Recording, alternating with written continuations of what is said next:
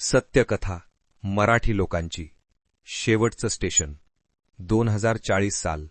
मुंबईचं आकाश निऑन जाहिरातींनी उजळलेलं, पण आभाळ मात्र रिकामा झालाय, माणसांच्या निःशब्द उसासांनी भरलेलं.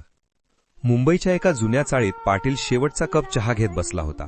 एकेकाळी ज्याचं ऑफिस फोर्टमध्ये होतं, जिथे सकाळी लोकलमध्ये जय महाराष्ट्रचा आवाज घुमायचा, तिथे आता नव्या कंपनीचे बोर्ड हिंदी आणि गुजराती नावांनी उजळले होते. बाबा बसलात का?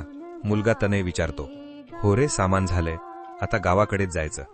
अरुणचा आवाज थरथरला. त्यांनी मागे वळून घराकडे पाहिलं.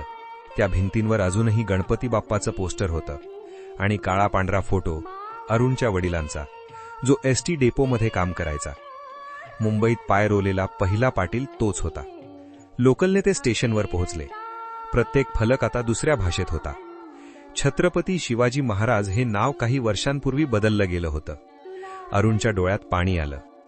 ही मुंबई आता आपली उरली का? त्याने स्वतःलाच विचारलं. ट्रेन सुटली. रुळांवरून जाताना शहर मागे सरकत होतं. गगनचुंबी टॉवर, पाण्याचे टँक आणि गर्दीत हरवलेली मराठी बोगदं, सगळं. तनयने खिडकीतून पाहिलं. वादळात पाण्यावरील प्रतिबिंबासारखं ते शहर काळाच्या मागे जात होतं. बाबा आता काय करायचं? गावाकडं जायचा. पुन्हा शेत तयार करू. जमिनीचं पोट उपजाऊ असतं, माणसांचं नाही राहिलं इथं. ट्रेनच्या खिडकीतून येणाऱ्या वाऱ्यात धूळ, आसव आणि इतिहास मिसळला होता. आणि अरुण पाटीलच्या मनात एकच विचार: मुंबई हाकलते, पण मराठी मनाला गर्दीतून कोणी हाकलू शकत नाही. तो पुन्हा उगवेल, मातीवर, गावात.